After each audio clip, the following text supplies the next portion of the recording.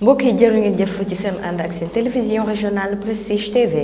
bokk na ci la gën a fës ci xabaar yi ab bataaxal bu jóge ci ñaari député yi di Cheikh Bamba Dièye ak Moustapha Guirassy ngir wane seenu démission ci commission ad hoc. askanu Ngent jàkkaarloog taskatu xabaar yi ngir fësal seenu naqar ci dagg yi ñu bëgg a dagg ay terrain ci seen gox.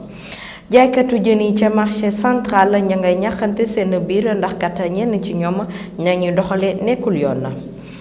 tàggat yaram ak seen revue de presse ñooy dar keppe xibaar yi ndes tuut ñëw ki yéen ci yaatal gi.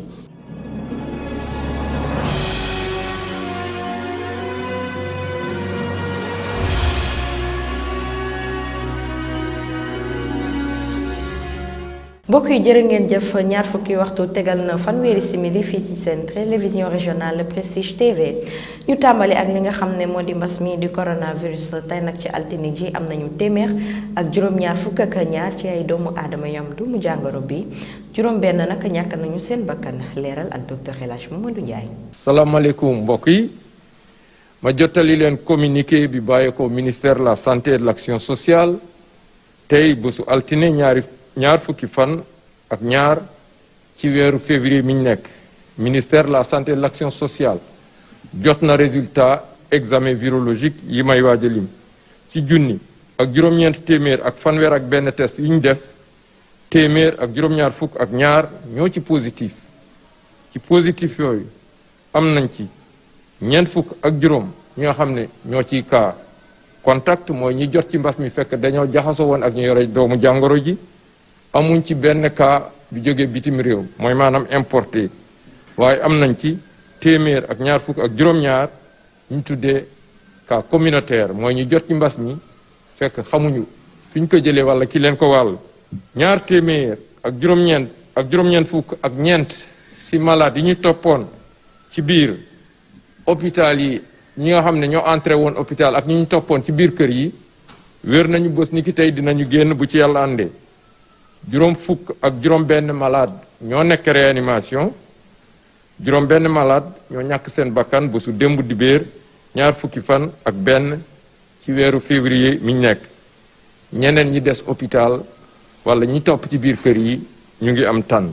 dañuy daldi dem ba assemblée nationale ñaari député yi nga xamante ne ñoo di Moustapha Guirassy ak Cheikh Bamba Dièye bokkoon na ca commission ad hoc bind nañu ab bataaxal ngir wane ni daal teggi nañu bépp ndombal tànk bu ñu amoon ca loolee gannaaw ba ñu gisee ni nag ab doxalin bu warul moo fa am jàngat ñu ànd ci ak Ahmadou Bamba lii ci benn lettre bu ñu daté ci ñaar fukki fan ci weeru février député Cheikh Bamba Dièye ak Moustapha Guirassy daal dinañuy démissionné ci commission ad hoc bu assemblée nationale bu ñu sukkandikoo ci ñaari parlementaires yi la ñu jàpp ci commission bile moo di ne dañu tàmbalee salfaañe lii di àq ak yelleefu Ousmane Sonko Abdou Mbow premier vice-président bu pencum ndaw réew mi daal dinay dellusiwaat ci commission ad hoc bile la mu jàpp moo di ne député yi nga xam ne dañu daal di démissionné ci commission ad hoc bile terewul liggéey bi daañu ko fas yéene wëyal Abdou Mbow jàpp ne lépp lu jëm ci wàllu procédure ba si sax dossier bi nga xam ne juge d'instruction moo ko daal di jox ministre de la justice dossier bile ñi nga xam ne ñoo di député yi daal dinañ ciy jot bu ñu sukkandikoo ci docteur Bara Amar di enseignant chercheur ci université Cheikh Anta Diop bu Dakar la mu jàpp moo di ne commission ad hoc bi du mun a yeggali liggéeyam ndax lii di article 34 moo di koy bloqué mu daal di ciy dolli ne commission bile lu tolloo fukk ak benn membre ñoo ci nekk mu daal di ciy dolli ne membre yi composé commission ad hoc bi ñu ngi war a toll ci fukk ak benn mu dolli ci ne bu fekkee ne ñaar ñi dañu daal di démissionné li nga xam ne moo di commission d'enquête bile lii di article 34 daf koy daal di tënk ba liggéey bi jëm ndax ñu muri mbalaanu kiraay Ousmane Sonko du ko daal di matal. coowal suuf am ca Ngent tax na naka ba askan ba daal di jàkkaarloog taskatu xabaar yi ñoom naka la ñu xamle moo dina daal ay autorité ñoo bëgg a jël ab espace bu nekk seen gox ngir dagg ko ay terrain ngir dëkkuwaaya loolu nag ñoom duñu ko nangu ñu daal di teewlu ki nga xamante ne mooy Abdoulaye Ndiaye mi yor seen kàddu. fu tax a dajale mooy suuf si dañu war a délocaliser poste de santé bi indi ko fii en plus école primaire bi ñëpp xam nañu dafa fees 105 élèves par classe loolu dafa garaaw loolu lañ bëgg cotiser woon nañ quoi jeunes yi nekk ci koñ bi yëpp ñu ngi doon cotiser ba demoon ba am suñu ay kayit pour bëgg a tabax fii 3 classes 3 salles de classe gisoon nañ inspecteur suñu papa yi nekkoon fii demoon nañ gis inspecteur gisoon nañ lépp lu ñu doon def nañ ko daal mais à notre grande surprise dañoo ñëw dégg ni am na ñeneen ñuy dagg terrain bi ci suuf loolu lañ déggoon mu attribué nañ ko benn mara population bi def pression ñu bàyyi à part ça déggaan nañ ñu ngi koy morcelé pour jox ko pour def ko ay kër te fii boo ko defee ay kër léegi bu école bi feesee fan la xale yi jëm école bi fees na 105 élèves par classe loolu war nañ ko saxoon xaar waruñu woon a xaar bu population bi jug ñoom autorités yi waroon nañ cee njëkk a taxaw avant population bi taxaw kon nag population bi dem na ba taxaw ci ba def suñuy cotisation ba bëgg a def suñu 3 salles de classe vraiment sama gis-gis dañu war a ñëw appuyer loolu parce que loolu acte citoyen la yor nañ papier yi après dinañ leen jox papier yëpp dinañ leen ko jox papier yi ñu yor yi ci suñ papa yi nekk fii ci koñ bi ñoom association ànd defar ngent ñoom demoon nañu wut papier gis nañ inspecteur dem nañ gis nañ ñu war a gis ñëpp papier bi jox nañ ko ñëpp dégg nañ ni ñu ngi koy waaj a dagg dem nañ gis ñi ñu war a gis ñëpp pour loolu bañ a am dégg nañ ko bu wóor te dem nañ gis monsieur le maire mi dem naa fa man ak délégué de quartier ñu gis ko wax ko expliqué ko posé ko problème bi dem nañ ci préfet dem nañ ci maire de la ville xam nga ma la kon loolu mënuñoo xaar bañ dagg ko ba pare ba lépp génn ñu taxaw di kaas avant loolu la ñuy taxaw kaas pour gars yi xam ni li ñuy def nii ñun suñu droit la ñu nekk. ñëwuñu fi tey pour rassemblement ñëwuñu fi tey pour xuloo ñëwuñu fi pour xeex dañoo ñëw pour demander à ce que gars yi jàppale ñu parce que Thiès tey suñ daggee fii léegi koñ bi bu ëllëgee fan la ñuy def suñu école. ci kaw loolu nag kii di Lamine Diallo di jaraafu zone nord moom nag ma ngay bootu ca ginnaaw askan ba te itam di araftu bépp service bu nga xamante ne dafa jugoon na ngir dagg ay terrain ca boobule gox. waaw boo gisee ñun ñu ñëw nag en tant que autorité locale bëgg aussi ñu leeral leen ci ay clameur maanaam coow lu nga xam ni jot nañ ci que ni bërëb bi am na ñuy jéem pour def morcellement bi mais réserve boobu aussi dañoo ànd ak population yi ndaxte dañu jàpp ni bu quartier Nguent dafa nekk ci bokk na ci quartier yu gën a mag ci Thiès la te tey benn école primaire rek la am donc jaadu na ñu mën a xalaat fi nga xam ni moom la ñuy defaat beneen école primaire te bërëb bu nga xam ni moom la ñu am ñu gis ko ci quartier Nguent mooy réserve boobu donc ñaar yooyu nga xam ni dafa am solo ci population Nguent mooy benn bi nga xam ni teef la ñu war fa def poste de santé ak beneen bi nga xam ni réserve la nga xam ni dañ fa war a yóbbu école primaire mais également sax mën nañ fa def sax def complexe collège amaat fa donc bërëb boobu day soxal population Nguent mais day soxal aussi collectivité locale que nous sommes moo tax tey ba ñu déggee ni coow a ngi am wala am na ñu nga xam ne ñu ngi jéem du def morcellement bi donc dañ cee woon ñun ñu jóg donc nous avons écrit le plan le cadastre bind nañ ko pour mu jox ñu le plan cadastral bu bees bu mu yore pour ñu xool ndax réserve bi ça a été morcelé donc effectivement jotaguñu plan bi nous avons écrit les domaines donc daal ñun li nga xam ne moo ñu yëkkati mooy si bërëb bu ñu ni bu ngeen nekk bi ñaari espace la benn bi teef la teef boobu la ñu waroon def marché bi nga xam ni moom la ville bi nga xam ne woon Jatara moo ko yore woon marché légumes et poissons mujjulu ant site boobu commune Thiès Nord prévoir na fa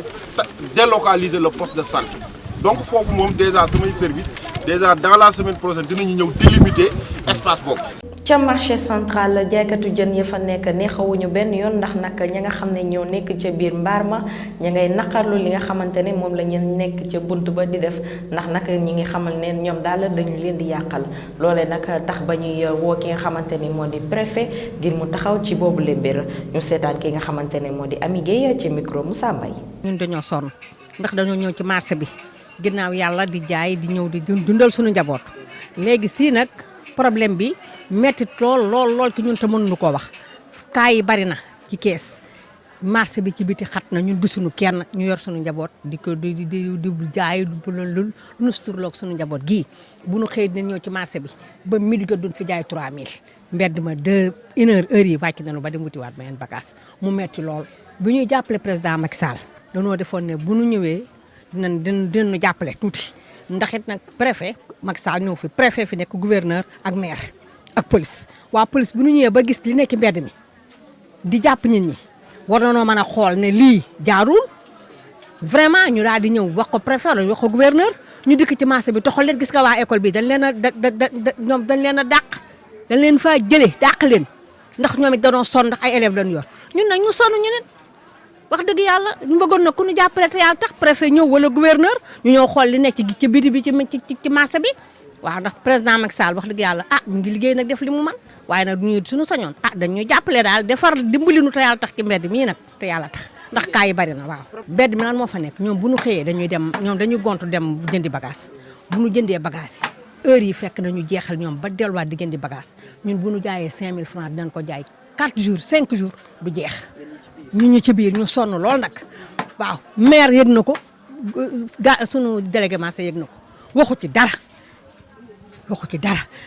école bee directeur bi dafa am fulla moo tax ñëpp jóg fi waaye ñun dañoo sonn nag loolu daal mooy sunu problème wax dëgg yàlla sonn nañu daal te yàlla tax kon nag lii ñi fi nekk ci dëkk bi war na noo mën a jàppale wax ci mbedd mi jàppale nu surtout cas yi bari na trop kees kon ci mbedd mi ni mu mel war nañ cee wax booy dem di jàpp policier ñëw di jàpp ñuy fay 3000 vraiment boo gisee lii war nga ko mën a wax na lii kat moo am ci marché bii nangam ak nangam.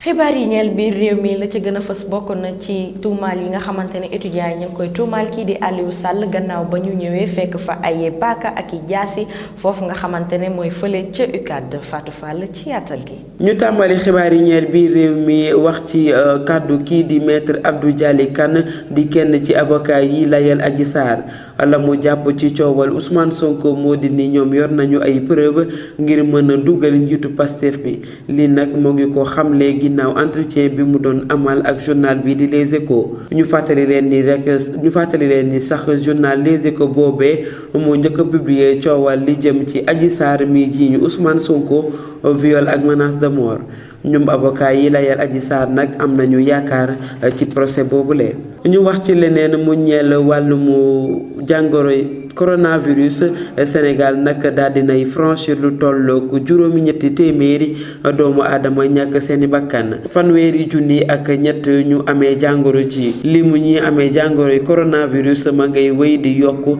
daanaka rek ci dimanche bi ñu génn fukk ak ñett ñàkk nañu seeni bakkan li ni mel tax ba jëriñ ju ñu dénk wàllum wér-gu-yaram di ñaax askan bi ngir ñu sàmmoon teg digle waa ko docteur ñu jeexalee xibaar yi ñeel biir réew mi ci l'université Cheikh Anta Diop bu Dakar étudiant ya fare ci parti Pastef joxoñ nañu baaraamu tuuma maire bu Guédiawaye bi di Aliou Sall ma ñu jàpp ni moo nekk ci ginnaaw paaka ak jaas ya ñu nangu foofee ca ñenn ci étudiants yi dinañu amal ab jàkkaarloo ak taskatu xibaar yi tey ji ci altine ji ngir mën cee indi ay leeral.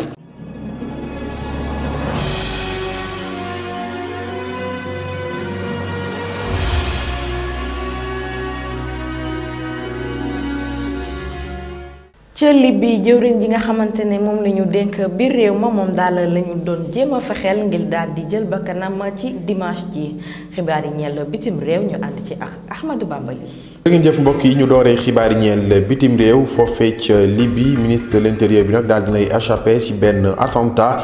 foofee ca Libye yemook dimanche bi ñu génn ñaar fukki fan ak benn ci weeru février dëkk ba nag daal dinay dellusiwaat ci ak dal ginnaaw bi nga xam ne rek jëwriñ ci ñu dénk bi réew mi moom la ñu fas yéene woon rek daal di faagagal foofee ca diwaanu Libye ak benn groupe armé local bu nekk foofee ca Joa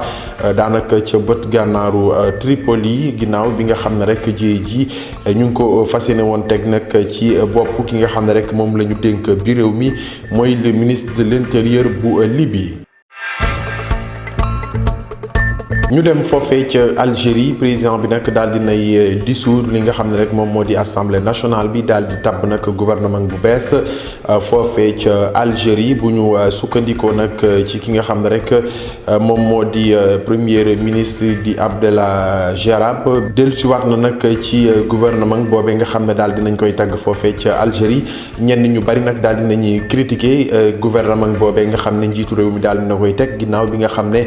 daal dinay taxawal lii di gouvernement bu bees ak lii di dissoudre li nga xam ne rek moo di pencum ndaw réew mi foofee ca Algérie. ñu jeexalee foofee ca États-Unis foofe nag njabootu Malcolm X ñoom ñooy sàkkuwaat ngir ñu ubbiwaat enquête jëmale nag ci assassinat wu njabootu Malcolm X ginnaaw nag juróom fukki at ak juróom ginnaaw bi nga xam ne rek daal di nañuy assassiné kii di Malcolm X njaboot gi nag jamono ji ñooy sàkkuwaat ci enquêteurs yi ngir daal ñu daal di ubbiwaat enquête boobee ginnaaw bi nga xam ne rek jot nañu yeneeni information ci jiyee joojee ñoom nag ñu ngi fas yéene nag jàkkaarloog way taskatu xibaar yi ci week-end bi ñu dëgmal ngir rek gën a leeral li nga xam ne rek moo tukkee ci loole ginnaaw bi ñu joxoon ñi nag baaramu tuuma li nga xam ne rek moo di police bu New York ak li di FBI.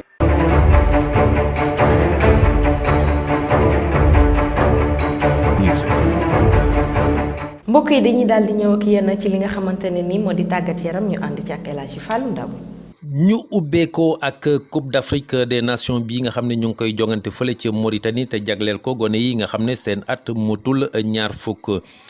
démb nag ci jongante bu métti ci diggante Maroc ak Ghana ñaari équipe yi dañoo témboo kenn dugalul dara ci sa camp moroom ba tax na Ghana nag mooy wéy di nekk ci place bu njëkk ba Maroc nekk ci ñaareel place bi ñaari équipe yi nag ñoo tolloo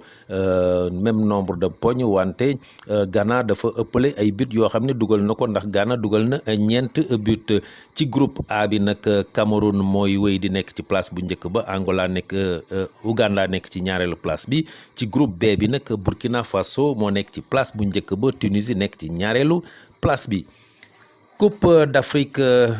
Coupe africaine de football barrage muy Coupe CAF ñoom nag dinañ jogante seen 16e de finale retour ci programme nag tey ji AS Kigali bu Rwanda dina songo ak CS Sfaxien bu Tunisie ca ale ba nag tunisiens yi ñoo daanoon 4 bal ci benn ëllëg ak jàmm nag ci dimanche bi ci stade Lat Dior bu Thiès Jaraaf bu Dakar dina fi dalal FC Platinum bu Zimbabwe ca ale ba nag Jaraaf moo amoon ndam dugaloon benn bal ci dara.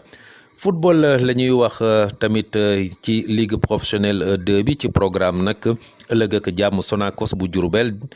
dina dalal ki nga xam ne moom moo nekk ci place bu njëkk bi di Linguère bu Saint-Louis Port Autonome di songo ak Demba Diop bu Mbour. altine ak jàmm nag Kër Madior mi nekk ci ñeenteelu place bi dina dalal Amitié football club mi nekk ci ñaareelu place bi ci national 1 ci poule B bi nag démb fële ci Richard Toll Assur ak Jeanne d'Arc dañoo témboo kenn dugalul dara ci sa camp moroom mu doon jogante bu mag ci diggante ñaari équipe yooyu nga xam ne ñoo nekk ci kaw classement bi ba tax na Jeanne d'Arc mooy wéy di nekk ci place bu jiitu bi am fukk poñ ak juróom-ñett Assur nekk ci ñaareelu place bi am fukk poñ ak juróom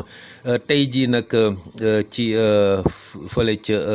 Saint-Louis université Saint-Louis dina fa dalal ETICS bu Mboro bi nga xam ne moom moo nekk ci ñeenteelu place bi université nekk ci juróom-ñetteelu place bi Daaru Salaam di songo ak Avenir bu Mbacké Jamono Kaolack di songo ak Oslo FC altine ak jàmm nag stade de Thiaroye mi nekk ci place u Ndadde bi dina dalal Union Sportive du Rail mi nekk ci juróom-ñeenteelu place bi ci poule A bi nag tey ji Gazelle bu Kédougou nekk ci juróom-ñetteelu place bi dina songo ak Kayor Foot mi nekk ci ñaareelu place bi leader bi nag ki nga xam ne moo nekk ci place bu njëkk ba di AS Kaffrine moom dina songo ak Yego mi nekk ci ñeenteelu place bi ëllëg ak jàmm nag ci dimanche bi Lusitana bi nga xam ne moom moo nekk ci avant dernière place bi dina songo ak Walidane bu Thiès mi nga xam ne moom moo nekk ci juróomeelu place bi moom Walidane nag digganteem ak AS Kaffrine mi nekk ci place bu njëkk bi ñaar poñ dong moo dox ci seen diggante ba tax na Walidane bu amee ndam mun na dal ci kaw AS Kaffrine. ñu wax ci basketball ci tournoi bi nga xam ne ma ngi am fële ca Yaoundé ca Cameroun tournoi boobu nag di qualificatif pour Afrobasket 2021 ñoom def nañu seen ñeenteelu ayu bés ci ñeenteelu ayu bés boobu nag Sénégal dafa daan Kenya 69 à 51.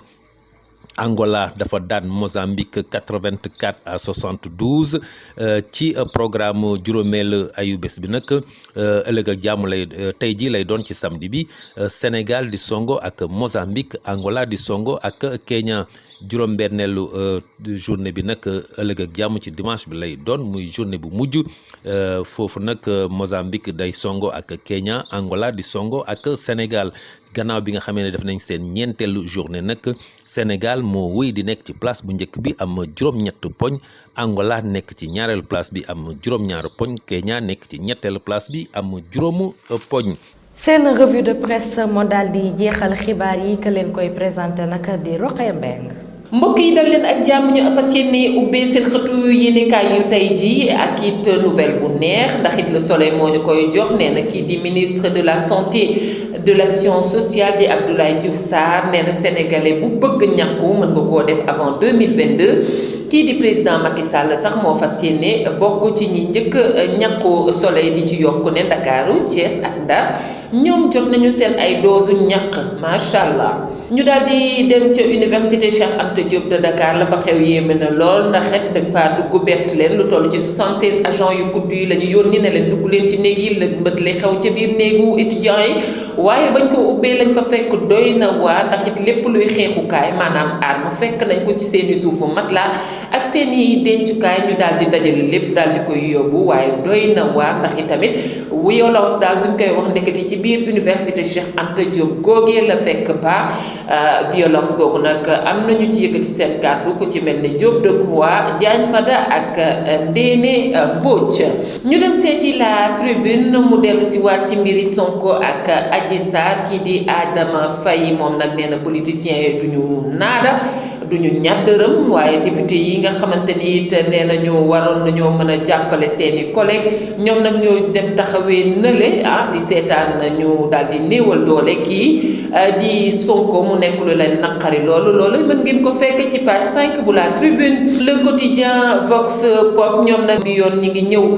ci benn génn boo xamante ni kii di Aïda Mbodj di avocatu Sonko génn na ko am na lu mu wax lu doy waar ay révélation yu ngeen mën a fekk la ci page 2 bu Vox Pop. ñu des ba tey ak quotidien bi di Vox Pop dem seeti député yi di Guirassy ak Bamba Dièye ñoom nag mer nañu lool nee nañ duñu fekkee fu ñuy néewalee doole kenn ci seeni ñoñ ndax itam fi mu nekk nii bu ñu fas yéenee voté ne dañuy yëkkati mbalaanu sutura kii di Ousmane Sonko ñoom bokkuñu ci ñi naan waaw kon bàyyi nañu ñi nga xamante ne ñoo del décision boobee ñu waxtaanee ko jëmale ko kanam luñ ci décidé rek muy seeni mbiri bopp. Le quotidien moom mi ngi ñuy indilaat information ci mbiru Sonko benn tey nee na wàllu immunité am parlementaire bu Sonko boobu nga xam ne war nañ koo yëkkati loole daal tekkiwul tous. Les Échos moom xaw na indi beneen information bu bokkul ak li ñu liir ci suba benn tey moom nag mi ngi wax wàllug drogue bi waanaam ñollu weeg lu ni mel mu mel ni am na trafic international bu drogue dure boo xam ne kat nemmeeku nañ ko fële ca Almadi ak Yoff jàpp nañu